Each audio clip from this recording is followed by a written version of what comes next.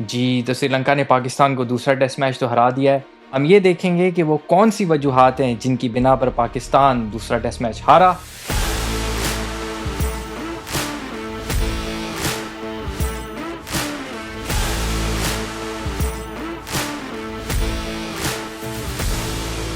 जी उमैर साहब, पाकिस्तान हार गया है यार। क्या क्या बना यार ये टेस्ट मैच में हमारे साथ। यार सही बात है। पाकिस्तान हार गया है और बड़े थोड़े से अपसेट हुए हैं हम कि जिस तरह फर्स्ट टेस्ट मैच को चेस किया था पाकिस्तान ने। तो ये वाले टेस्ट मैच में भी हमें काफ़ी उम्मीदें थी कि पाकिस्तान मतलब सेकंड टेस्ट मैच पे स्कोर चेस कर देगा। ऑल दो स्टार्ट बड़ा अच्छा मिला था सेकंड इनिंग में पाकिस्तान को, लेकिन वही बात है कि श्रीलंका जो स्पिनर्स हैं उन्होंने अपना जादू दिखाया और इतनी अच्छी स्पिन बॉलिंग कराई कि पाकिस्तान के बैट्समैन स्ट्रगल किए और पाकिस्तान हार गया। तो नहीं, मुझे तो वैसे आप ये बताएं। उम्मीद नहीं थी कि पाकिस्तान स्कोर चेस करेगा, क्योंकि टाइम बड़ा कम था हमारे पास।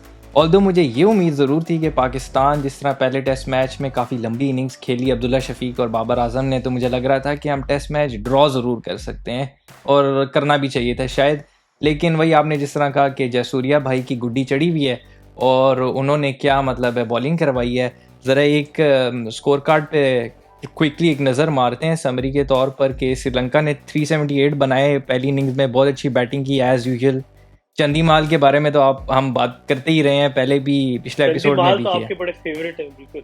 हाँ, आजकल फेवरेट हुए मैं वैसे, लेकिन अल्लाह करे कि अब ये लिमिटेड फॉर्मेट में भी इसी तरह खेलना शुरू कर दें। टेस्ट में तो बहुत ज़बरदस्त खेलना शुरू हो गए हैं। फर्नांडो ने भी अच्छा खेला और जो चीज़ एक उमैर देखने को मिली वो ये कि ये अटैकिंग क्रिकेट खेल रहे थे, इनकी रन रेट ज़्यादा थी। उसके बारे में क्या ख्याल है पहली इनिंग्स में ख़ास तौर पे। यार बिल्कुल, इन्होंने अपनी फर्स्ट इनिंग में बड़ा अच्छा पेसअप किया था। जिस तरह ये भी एक पॉइंट इनका हो सकता है कि जिस तरह वहाँ पे जो हालात थे, बारिश वगैरह के भी चांसेस बन रहे थे, बैड लाइट भी थी, तो इस वजह से भी उनका, और ज़ाहिर है इन्होंने ये मैच जीतना भी लाजमी था। तो ये सब इनके माइंड में पॉइंट्स थे कि इन्होंने सोचा होगा कि हम लोग अपनी स्ट्राइक रेट को ज़्यादा अच्छा लेके चलते हैं। और बिल्कुल अच्छा खेले यार। इवन फर्स्ट इनिंग में भी पाकिस्तान के स्पिनर्स मतलब नहीं काम उस तरह कर सके, और शुक्र है नसीम शाह थे टीम में, उन्होंने थोड़ा बहुत मतलब बकअप किया पाकिस्तान को और मतलब हो गया। और हाँ, ये पॉइंट है मेरा इस बात नहीं, पे। सही और आप पॉइंट मुझे है। ये बताएं। बिल्कुल सही पॉइंट है। आप मुझे ये इसमें जो है सलमान अली आगा एक शाइनिंग लाइट नज़र आए। पहले टेस्ट मैच में हम कह रहे थे कि अच्छी परफॉर्मेंस नहीं दे सके, लेकिन जो है दूसरे टेस्ट मैच में इन्होंने अपनी जगह एक काइंड ऑफ कह सकते हैं कि शायद अगली सीरीज़ के लिए भी थोड़ी सी पक्की कर रही है। बड़ी मुश्किल कंडीशन थी, हमारा टॉप ऑर्डर फेल हो गया, बाबर आजम भी फेल हो गए, सारे ही फेल हो गए। तो ये बेचारा अकेला लगा रहा और बिल्कुल दिन के एंड में आउट हो गया। अगर ये उस दिन शायद आउट ना होता तो शायद पाकिस्तान की लीड जो श्रीलंका को मिल गई पाकिस्तान के खिलाफ वो थोड़ी कम हो जाती और शायद हमारा चांस ज़्यादा बन जाता। तो सलमान अली आगा पे ज़रा कुछ बताएं। यार सलमान अली आगा पे मैं जिस तरह फर्स्ट मैच उसने खेला तो उस पर मेरे तो थोड़े रिमार्क्स आपको पता है। मैं चाह रहा था कि उसको बिठा के किसी और बैट्समैन, प्रॉपर बैट्समैन को लेके आए, और बल्कि आप कह रहे थे कि भाई इसको ज़रा चांस देना चाहिए टीम में अगर इसको खिलाया है। तो सलमान अली आगा ने खैर परफॉर्म किया है और अपनी जगह मेरे ख्याल में इसने बना ली है। जिस तरह फर्स्ट इनिंग में हम देख रहे थे कि पाकिस्तान स्ट्रगल कर रहा था और इसने बड़ी क्लासिक इनिंग खेली है। मतलब कि ना उस फोर्थ फिफ्थ डाउन आके इसने एक अपना ना मेरे ख्याल में जगह बना ली है इसने अगले टेस्ट मैचेस के लिए। और उसके साथ साथ अगर हम देखें जो डे 4 तक, तो जिस तरह हमने अभी बात की कि डे 4 तक पाकिस्तान की सिचुएशन मतलब कि लग रहा था यार ड्रॉ के, मतलब लग रहा था कि ड्रॉ हो जाएगा मैच, लेकिन डे 5 में आके बॉल इतनी ज़्यादा टर्न हो रही थी कि मतलब कि समझ ही नहीं आ रही थी बैट्समैन को। इवन कि आपने देखा होगा कि बाबर आजम ने भी काफ़ी ज़्यादा स्ट्रगल किया है शुरू में। क्या ख्याल है?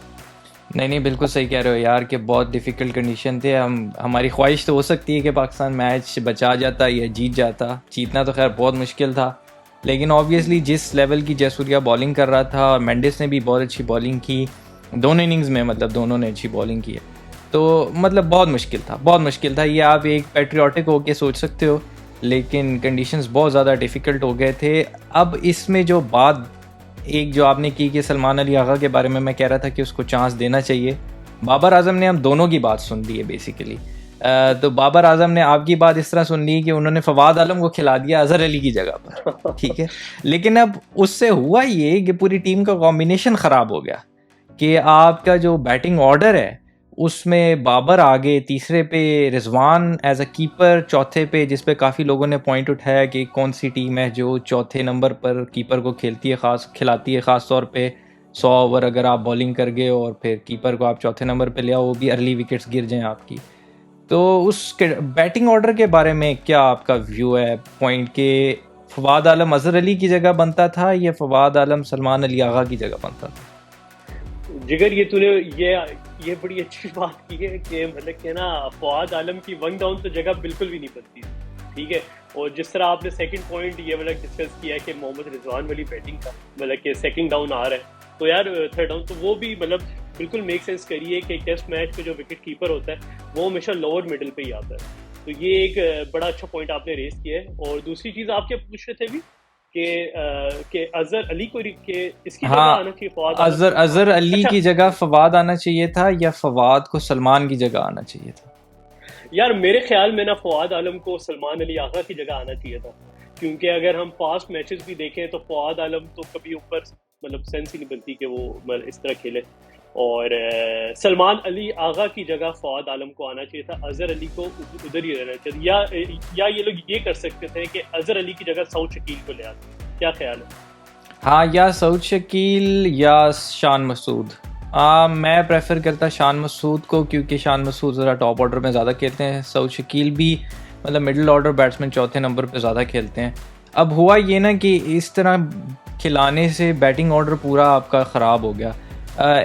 मतलब जब कैरियर के शुरू में फवाद आलम ने खैर श्रीलंका के ख़िलाफ़ मेरे ख्याल है जो सेंचुरी की थी उसमें शायद ये ओपनर आए थे या वन डाउन आए थे, कोई इसी तरह का चक्कर था। तो ओपनर भी सॉरी वन डाउन भी इनको खिला सकते थे अगर अजहर अली के डाला था जगह पर। तो खैर मुझे बैटिंग ऑर्डर की कोई सेंस समझ नहीं आई।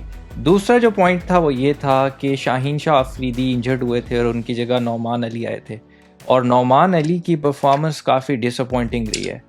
तो वो ऑस्ट्रेलिया सीरीज़ में भी उस तरह नहीं परफॉर्मेंस दे सके, और उनकी एवरेज, उनकी स्ट्राइक रेट बहुत अजीब सा ही चल रहा है उनका, हालांकि वो बड़े एक्सपीरियंस्ड हैं। तो उनके बारे में क्या आपका है ख्याल? यार बिल्कुल एक बात है कि नुमान अली, जिस तरह हम लोग एक्सपेक्ट कर रहे थे कि जिस तरह श्रीलंका की पिचेस है वहाँ पे नुमान अली एक मेजर रोल प्ले कर सकता है मतलब यासिर शाह और मोहम्मद नवाज के साथ, लेकिन नुमान अली उस लेवल पे नहीं कर सके। हालांकि इनका जो हम टेस्ट रिकॉर्ड देखते हैं कि मतलब सही रिकॉर्ड है इनका, मतलब 11 मैचेस में 30 विकेट्स हैं, और उसके साथ साथ फर्स्ट क्लास में भी इनका ब्रिलियंट रिकॉर्ड है, मतलब 96 मैचेस में 336 विकेट्स हैं। तो लेकिन उस तरह परफॉर्म, एक थोड़ी सी हार्ड लक रह गई नुमान अली की कि जब वो बॉल करा रहे थे तो बड़ा आसान कैच था जो कि बाबर भाई ने मिस कर दिया। तो वो थोड़ा मेरे ख्याल में उन्होंने ज्यादा दिल पे ले लिया वो वाले कैच को। क्या ख्याल? नहीं, बाबर आजम बेचारे का अच्छा नहीं रहा ये वाला मैच ओवरऑल। मतलब लास्ट इनिंग्स में तो बैटिंग अच्छी की है, लेकिन एज अ फील्डर अच्छा नहीं रहा मैच। नौमान अली के खैर कैचेस और स्टंपिंग ऑस्ट्रेलिया सीरीज़ में भी छोटी है, तो ये अनलकी भी रहे हैं, ये भी हमें कंसिडर करना पड़ेगा। बट स्टिल कंसिडरिंग जिस तरह जयसूर्या ने बॉलिंग की है और ये जयसूर्या से ज़्यादा एक्सपीरियंस्ड हैं, तो मैं तो डिसअपॉइंटेड हूँ कि मैं नौमान अली से ज़्यादा एक्सपेक्ट कर रहा था।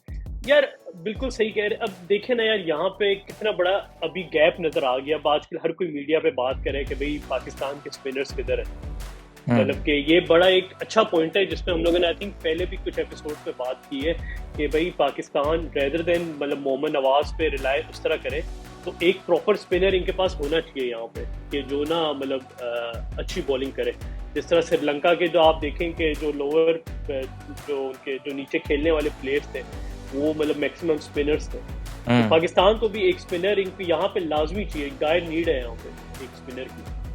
यार देखो, अब टीम कॉम्पोजिशन तो ठीक ही थी कि स्पिनर, सारे लोग कह रहे थे कि पहले मैच में आप एक स्पिनर कम खिला रहे हो, लेकिन अब नौमान के डालने से टीम कॉम्पोजिशन ठीक होगी। फवाद आलम भी थोड़ी बहुत बॉलिंग करा लेते हैं, सलमान अली आगा भी बॉलिंग करा लेते हैं, तो बॉलिंग ऑप्शंस तो बहुत थी। डिसअपॉइंटिंग जो डिसअपॉइंटिंग शायद ये रहा कि बैटिंग ही परफॉर्मेंस कर सकी, और मेजर रोल ये भी होता है कि अगर आपकी बैटिंग यूनिट परफॉर्म कर जाती तो शायद बॉलर्स के पास ज़्यादा कुशन होता और दूसरी टीम भी अंडर प्रेशर होती। तो इधर ऑपोजिट था कि पाकिस्तानी बैट्समैन अंडर प्रेशर रहे, श्रीलंकन बैट्समैन खुल के खेले। सही है, तो ये भी एक फैक्टर है कि आपकी बॉलिंग लाइन को ये भी ज़रूरत होती है कि आपकी बैटिंग उनको ज़रा मतलब थोड़ा सा बैक करे, जो कि नहीं हुआ इस मैच में। पाकिस्तान पहले दिन से ही अंडर द पंप रहा है। बिल्कुल। अच्छा, यहाँ पे एक मजे का एक रिकॉर्ड भी बना है इसी टेस्ट मैच में, जयसूर्या की जिससे हमने बात की कि यार इस बंदे की बहुत स्ट्रगल है, मतलब कि ये इसका हम्बल बैकग्राउंड है बिल्कुल और इसको जो मेजर लाने में सबसे ज्यादा रोल था करुणा रत्ने का, जो कि कैप्टन है, वो बिल्कुल उसके साथ डोमेस्टिक लेवल पे भी खेल चुका हुआ है। तो उसने बल्कि इंसिस्ट किया है श्रीलंकन क्रिकेट बोर्ड को कि यार इसको चांस तो, माना फ्रेशर है लेकिन मैं इसके साथ खेलता रहूँ, तो इसको चांस देना चाहिए। तो देखें वो वाला चीज़ एक काम कर गई, और बल्कि इसने एक रिकॉर्ड भी बना लिया है कि second highest wicket taker in 3 ODI 3 test matches, और मतलब इसकी आई थिंक 3 मैचेस में 29 विकेट्स है। हाँ ये आई एक थिंक बड़ा सो। अच्छा एक जी बिल्कुल बड़ा अच्छा एक नजर आ गया ये श्रीलंका को बॉलर मिल गए। और इसकी जो खास बात है जो ये है, जिसपे इसने मोहम्मद रिजवान को भी आउट किया था, कि मतलब कि इसने अपने इंटरव्यू में भी कहा है कि मेरी जो कहते हैं ना स्टेट ऑफ द आर्ट, एक होती है चीज़ होती है कि यार ये बॉल कराऊंगा तो आउट हो जाएगा। कहता है कि मैं हर 2-3 ओवर्स के बाद ना एक स्ट्रेट बॉल फेंक देता था, वही हफीज वाली बात पहले वाली, तो वही वाली बॉल पे फिर मोहम्मद रिजवान आउट हो गया। क्या ख्याल है? बिल्कुल सही बात है यार कि इसकी बड़ी स्ट्रगल है, और इसका मैं इंटरव्यू भी पढ़ रहा था, तो वही वाली बात है, हम्बल बिगिनिंग्स जिस तरह आपने बोला। बड़ा अच्छा लगा कि ये चलो इसको चांस मिला, हालांकि इसकी एज भी थोड़ी ज़्यादा हो गई थी बाकी स्पिनर्स से, लेकिन अब 2 मैचों में इसने 17 विकेट्स ले लिए हैं। पहले हमें रंगना हरात तंग करते रहे हैं, अब लग रहा है कि जयसूर्या भाई पाकिस्तान की नींदें हराम करेंगे। धनंजया ने बहुत ही क्रूशल इनिंग्स खेल दी वो आपकी सेकंड इनिंग्स में, और 100 मारी, और उसकी बाबर ने भी बड़ी तारीफ़ की कि उसकी वो जो इनिंग्स थी वो शायद एंड में जो है मेजर एक डिफरेंस क्रिएट कर गई, कि जहाँ पे पाकिस्तान शायद होप कर रहा था कि हम अंडर 300 इनको आउट कर लें, वो नहीं हो सका और लीड काफ़ी लंबी होगी और पाकिस्तान बहुत पीछे रह गया। धनंजया के बारे में बताओ। यार धनंजया जिस तरह बड़ा हैवी उसने इनिंग खेली है सेकंड इनिंग, और मतलब श्रीलंका शुरू में स्ट्रगल कर रहा था सेकंड इनिंग में, लेकिन इन्होंने बड़ा अच्छा मतलब परफॉर्म किया है, और मतलब कि वही बात है कि रिस्पॉन्सिबल इनिंग खेली है, और उनका होम भी था, तो कुछ चीज़ें उनकी फेवर में भी थी, और मतलब सही खेल गए। ये वही वाला पैटर्न श्रीलंका ने दिखाया है जो अभी ऑस्ट्रेलिया के साथ उन्होंने खेला था, कि मतलब कि एक टेस्ट मैच हारे, फिर उसके बाद कम बैक, इवन अगले टेस्ट मैच भी आपको ऑस्ट्रेलिया वाला याद हो कि फर्स्ट इनिंग जो वो जीते थे टेस्ट में, फर्स्ट इनिंग में स्ट्रगल किया था, सेकंड इनिंग में कम बैक आके जी विकेट्स ले ली और स्कोर बना लिया। और इसी तरह अभी इन्होंने इधर भी किया है कि आके जो लास्ट 23 ओवर थे उसमें 8 विकेटें ले ली पाकिस्तान की तरफ से। तो ये पाकिस्तान का कोलैप्स ही हुआ है, और यार इनकी बैटिंग डेप्थ भी अब अच्छी लग रही श्रीलंका की, मतलब धनंजया 6-7वें नंबर पे आके 100 मार रहा है, और धनंजया प्रॉपर बैट्समैन है, और बॉलिंग भी पार्ट टाइम अच्छी कर लेता है।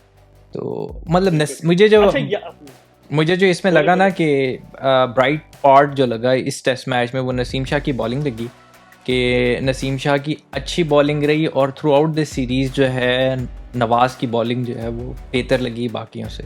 और यासिर शाह पे ये है कि अब आप ज़्यादा क्रिटिसाइज़ नहीं कर सकते मेरी पॉइंट ऑफ व्यू से, कि वो उनकी कमबैक इनिंग्स है और बहुत अरसे बाद खेल रहे हैं, तो इवन दो उनसे एक्सपेक्टेशंस तो हमेशा से बहुत ज़्यादा होती हैं, लेकिन आपको थोड़ा सा लीवे देना पड़ेगा कि कम बैक कर रहे थे।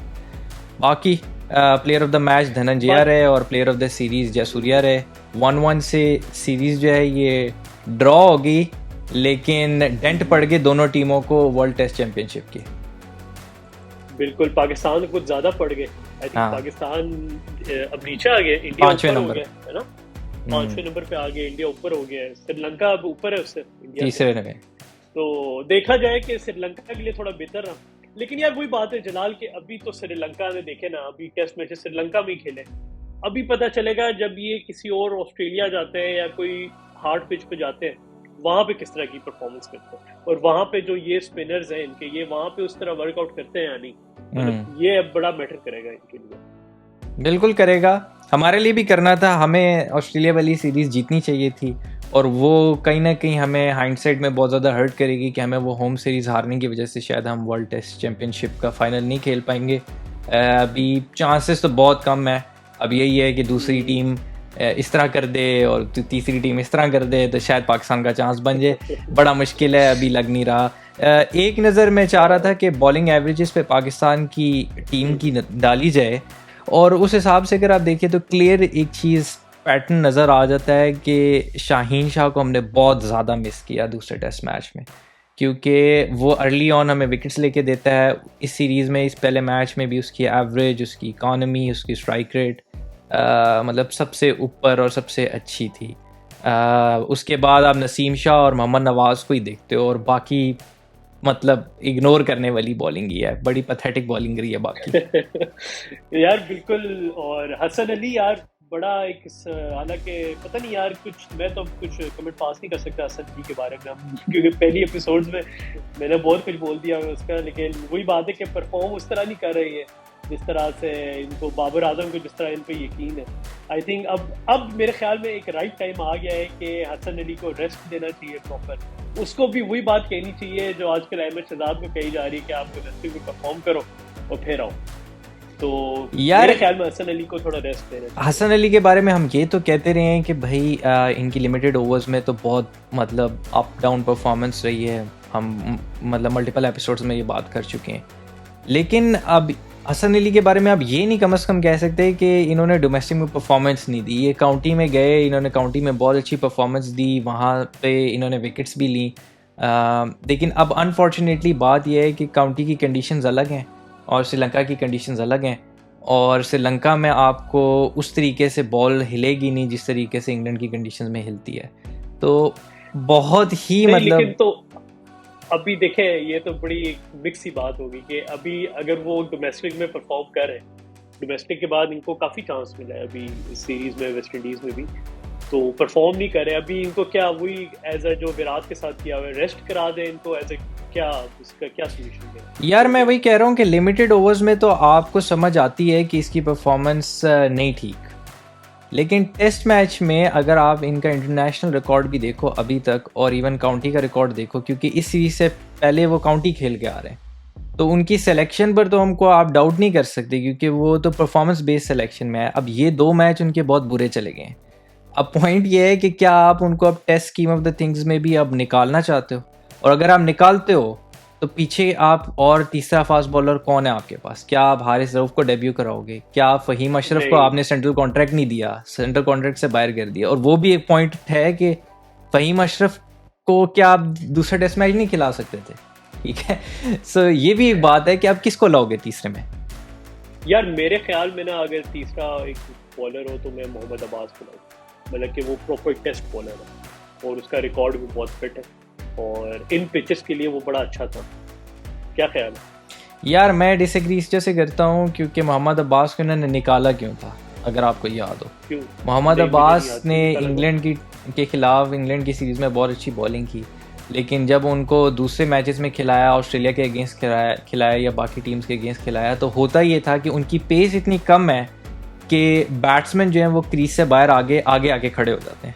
ठीक है, अब जब आप आगे खड़े हो जाते हो तो आपकी LBW वगैरह होना नहीं, सही है, तो वो उधर से वो उसको काउंटर कर देते थे, और उसको काउंटर करने के लिए मोहम्मद रिजवान को आगे खड़ा होना पड़ता था एज अ विकेट कीपर। तो वो मीडियम पेस बॉलिंग चल रही थी। अब इतनी कम पेस के मतलब 74-75 माइल्स पे आप बॉलिंग करा रहे हो, तो मेरा नहीं ख्याल कि वो गुड इनफ है। उससे बेहतर ऑप्शन मेरे हिसाब से फहीम अशरफ है, जो आपको बॉलिंग भी दे रही है, बैटिंग भी दे रही है और फील्डिंग भी बेहतर दे रही है। तो मोहम्मद अब्बास ठीक है, कंडीशंस में, इंग्लैंड कंडीशंस में बहुत लीथल बॉलर है, नो डाउट, लेकिन हर कंडीशन का वो बॉलर नहीं है। तो मेरा तो ये उस पर पॉइंट ऑफ व्यू है। तो अब हसन अली का आप अगर रिकॉर्ड निकाल के देखो ना यार टेस्ट मैच में, तो बड़ा आउटस्टैंडिंग है। आप उसको उसकी तरह नहीं कंपेयर कर सकते अहमद शहजाद की तरह, क्योंकि इसने काउंटी में भी परफॉर्मेंस दी है, ये डोमेस्टिक से परफॉर्मेंस करके टीम में आया था। अब इसके कुछ मैचेस ठीक है, लिमिटेड ओवर्स में तो नो डाउट मेरा कोई उससे बहस नहीं है, लेकिन टेस्ट मैच में अब आपको सोचना पड़ेगा कि आप इसको बाहर निकालो, किस तरह निकालो। कैचेस भी ड्रॉप किए हैं वैसे हसन अली ने इस सीरीज में भी। यार वो तो मजे का सीन ये था कि बाबर आजम ने जब कैचेस छोड़े तो पूरे मीडिया ने हसन अली को खामखा मतलब कि काफी उस पे ज्यादा मीम्स बनाई है बाबर आजम को छोड़ के। वही सही बात है, बिल्कुल सही बात है। अब यार ट्रिकी मामला है। मुझे लगता है एक आध और सीरीज में अगर हसन अली को रख भी लेंगे टेस्ट करने के लिए, टेस्ट मैच में, वनडे में नहीं, तो मुझे कोई इतना खास फर्क नहीं पड़ता। जो मुझे डिसअपॉइंटमेंट हुई, वो आगा सलमान की बिल्कुल भी मतलब बॉलिंग इफेक्टिव नहीं लगी ज़्यादा, क्योंकि मतलब उनको एज अ ऑफ स्पिनर भी सारे कह रहे थे कि एज अ थर्ड स्पिनर खिला रहे हैं, लेकिन वो थर्ड स्पिनर वाली बात नहीं लगी। अगर आप देखो तो उन्होंने 34 ओवर करवाए हैं 2 टेस्ट मैचों में, और सिर्फ 3 मेडन्स हैं उनके, ठीक है, 3.5 की इकॉनमी है, तो वो कंट्रोल नहीं है। और अगर आप नौमान की देखो तो जो नौमान की आपकी बॉलिंग से इसमें स्टैट्स में से एविडेंट चीज़ है वो ये है कि इन्होंने एक मैच में 35 ओवर करवाए हैं और सिर्फ 2 मेडन्स हैं, ठीक है। तो 2 मेडन्स बहुत कम है यार, मतलब आपका ये इतना एक्सपीरियंस्ड बॉलर है और 2 मेडन्स तो बहुत कम है। और आप देख लो उनकी परफॉर्मेंस। नहीं, सही बात है। ये पाकिस्तान के जो काफ़ी क्रिटिकली देखना पड़ेगा इनको कि स्पिनर वाले जो स्क्वाड में के स्पिनर्स में कौन सा मतलब ये कंसीडर करें। और लेकिन यार अब कोई ऑप्शन भी नहीं है ना उस तरह आप पाकिस्तान के पास कि बंदा बोले यार कि ठीक है आप नोमान अली को बिठा के किसी और कौन मतलब जो प्रॉपर स्पिनर हो यार। जफर गोहर है, जफर गोहर काउंटी खेल रहे हैं और जफर गोहर ने काफ़ी विकेटें भी ले रहे हैं वहाँ पर, तो वो ऑप्शन है और वो आपको बैटिंग भी दे देते हैं और यंग लड़का है, फील्डिंग भी दे देता है। लेकिन अब वही बात है कि क्या अब नवाज भी लेफ्ट आर्म ऑर्थोडॉक्स बॉलर हैं, जफर गोहर भी लेफ्ट आर्म है, नोमान अली भी लेफ्ट आर्म है, फिर एक डोमेस्टिक में ऑप्शन है ऑफ स्पिनर की मुबस्सिर खान की, वो मुबस्सिर अहमद या मुबस्सिर खान नाम है उस लड़के का, वो बड़ा यंग लड़का है, वो बैटिंग भी करता है, मिडिल ऑर्डर में बड़ी अच्छी बैटिंग करता है, ऑफ स्पिन भी करवाता है, लेकिन अब वो बड़ा यंगस्टर है। और जो तीसरी बात लोग कह रहे हैं, ख़ासतौर पे राशिद लतीफ़ बड़ा उसको कह रहे हैं और बड़ा उनको गुस्सा भी है इस चीज़ पे कि शादाब खान को क्यों हम टेस्ट मैचेस में कंसिडर नहीं कर रहे, कि वो आपको बैटिंग भी देता है, फील्डिंग भी देता है और वो आपको बॉलिंग भी देता है, ठीक है। तो आप उनकी नज़र में शादाब खान को इस सीरीज़ में भी होना चाहिए था, बल्कि हर टेस्ट मैच के स्क्वाड में होना चाहिए। बिल्कुल, ये बल्कि शादाब खान की जब वो ट्विटर स्पेस पे आए हुए थे तो उनको सुन रहा था कि उस पर उनसे किसी ने पूछा ना कि आप क्यों नहीं टेस्ट मैच में आ रहे ना, तो एक बंदा थोड़ा वो डिसार्ड आके वो ये बंदा डिसार्ड होकर बोलता है ना कि यार अगर मुझे उधर खिलाओगे तो मैं उधर भी खेल लूँगा, तो मतलब इस तरह की उनकी सिचुएशन, मतलब कि वो भी विलिंग है टेस्ट मैच खेलने के लिए। तो वैसे भी अगर हम देखा जाए कि ये वाली पिचेस के लिए श्रीलंका मतलब एक अच्छा वो हो जाता लेग स्पिनर, लेकिन वही बात है ना यार, यासिर शाह भी लेग स्पिनर है, शादाब भी आ जाता, फिर थोड़ा सा डिफिकल्ट हो जाती चीज़। हाँ, शायद ये दोनों एक साथ तो नहीं खेल सकते, लेकिन इस मैच में खेल सकते थे कि नौमान की जगह शायद शादाब खेल सकता था अगर शादाब स्क्वाड में होते। लेकिन हमने जब इनिशियल रिव्यू किया था स्क्वाड में तो हमें कोई स्क्वाड में मसला नज़र नहीं आ रहा था। अब बात यह है कि आपको ये भी डिसाइड करना पड़ेगा कि क्या आप बॉलिंग की वजह से हारे हो या बैटिंग की वजह से हारे हो। तो बॉलिंग तो चलो ठीक है, 3 बंदों ने परफॉर्मेंस की, 3 बंदों ने नहीं की, सही है, लेकिन अब बैटिंग को स्क्रूटनी करो तो बैटिंग में मुझे लगता है हम बैटिंग की वजह से हारे हैं, हम बॉलिंग की वजह से नहीं हारे ये सीरीज़। तो ज़्यादा बात हमें अब हम बॉलरों पे ज़्यादा प्रेशर डाल रहे हैं, लेकिन मुझे लगता है कि कंसिस्टेंट बैटिंग नहीं रही हमारी, और वो हमें देखना पड़ेगा कि बीइंग अ सब कॉन्टिनेंट टीम ये बहुत लंबे अरसे से हमारा चल रहा है कि हम लोग स्पिनर्स के अगेंस्ट वो बैटिंग नहीं कर पा रहे जो हमारे शुरू में हमारे यूनुस खान और मिसबाह उल हक मशहूर थे, या मोहम्मद यूसुफ मशहूर थे कि स्पिन के अगेंस्ट इंजमाम, वो वाली बात अब इन बैट्समैनों में नहीं है स्पिनर्स के अगेंस्ट। बिल्कुल ये बात सही है आपकी कि उस तरह के नहीं है, और पाकिस्तान के जिस तरह अभी सेकंड टेस्ट मैच का जो पोस्ट मैच जो होती है जिसमें बाबर आजम ने बोला है कि उसने बोला है कि हम लोगों को लोअर मिडल पे काम करने की ज़रूरत है कि हम वहाँ पे हमारे प्लेयर्स परफॉर्म नहीं कर रहे, और उसका यार यही सोल्यूशन है मेरे ख्याल में कि जो प्रॉपर बैट्समैन है ना उनको लेके मतलब ऑलराउंडर वगैरह को कंसीडर ना करें। साउथ शकील बाहर बैठा हुआ है, बेहतरीन बैट्समैन है, उसको लेके आए, सही है, शान मसूद को ले आए, चले मतलब कि नए नए प्लेयर्स को लेके आए। लेकिन अब आपने कहा ऑलराउंडर्स को ना रखें, अब मेरा पॉइंट ये है कि क्या फवाद आलम और सलमान अली आगा को कह रहे हैं कि ना रखें? यार देखें अगर सलमान अली आगा और फवाद आलम मतलब एक पोजीशन पे ये दोनों बन सकते हैं, मतलब ये नहीं हो सकता कि आप भी फवाद आलम को भी खिलाओ, आप सलमान अली आगा को भी खिलाओ, इन दोनों की जगह एक प्लेयर होना चाहिए। ठीक है, चलो वो बात समझ आती है। अटैचमेंट भी है फवाद आलम से इस बात पे कि मैं चाहता हूँ कि यार 36 इयर्स का हो गया, 1000 रन है, और उसको कुछ अर्सा खिला दे। सलमान अली आगा बाद में खेलता है। यार मैं तो फवाद आलम से डिसअपॉइंट इस वजह से हुआ था कि मुझे ऑस्ट्रेलिया सीरीज़ में फवाद आलम कह सकते हैं एक वो फ्लॉ नज़र आ गया कि उन्होंने लेग साइड पे सारी फील्डिंग खड़ी करके उनकी मतलब शॉटें ब्लॉक करके और उनको जिस तरीके से आउट किया, तो ऑब्वियसली बाकी टीम्स भी उसी तरीके से देखेंगी और उनको प्लान आउट करेंगी। तो मैं तो कहता हूँ कि अब काफ़ी टाइम हो गया है और अनफॉर्चुनेट है कि उनके साथ ये हुआ, कैरियर में नहीं होना चाहिए था। लेकिन अब इसका ये मतलब नहीं है कि आप फवाद आलम को फिट इन करने के चक्करों में बाकी प्लेयरों के कैरियर तबाह करें, सऊद शकील का या सलमान अली आगा का। तो अब कैरियर तबाह तो ना करें। अगर फवाद आलम में मेरा मतलब ये तो नहीं है कि मतलब फवाद आलम अगर परफॉर्म ना भी करे तब भी उसको रखते रहे, मतलब एटलीस्ट एक दो टेस्ट मैच और इसको चांस दें, और फिर अगर नहीं बनती बात तो फिर रखें। इस बात पे मुझे एक और बात आपकी याद आई कि रिसेंटली शायद अफरीदी ने भी फवाद आलम के बारे में बोला है कि यार ये बंदा थोड़ा प्रेशर ले जाता है और इस चीज़ को भी सॉर्ट आउट करना पड़ेगा। नहीं बिल्कुल, अब देखो 5 टेस्ट मैचेस तो हो गए हैं फवाद को, 4 कह लो, चलो 4 टेस्ट मैचेस तो हो गए हैं ऑस्ट्रेलिया के मिला के और ये मिला के। तो अब देखना पड़ेगा कि इनको एक सीरीज़ 2 सीरीज़ और ही मैक्सिमम मिल सकती हैं। अज़हर अली की तो मुझे लगता है कि कहानी आपने मतलब ख़त्म करवा दी है। अब अज़हर अली के पीछे भी तीसरे नंबर पे कौन खेलेगा वो भी अब सोचने वाली बात है। एनीवेज़ मुझे लगता है हमने काफ़ी डिटेल में और थॉरली डिस्कस कर लिया है और हमें काफ़ी हद तक आइडिया हो गया है कि बैटिंग में भी प्रॉब्लम्स हैं, बॉलिंग में भी प्रॉब्लम्स हैं और बहुत कुछ सॉर्ट आउट करने की ज़रूरत है पाकिस्तान को। ख़ास तौर पे अगले अगर टेस्ट चैम्पियनशिप में पाकिस्तान ने जीतना है और ऊपर आना है, क्योंकि अगले हमारे अवे मैचेस ज़्यादा हैं, तो देखना पड़ेगा।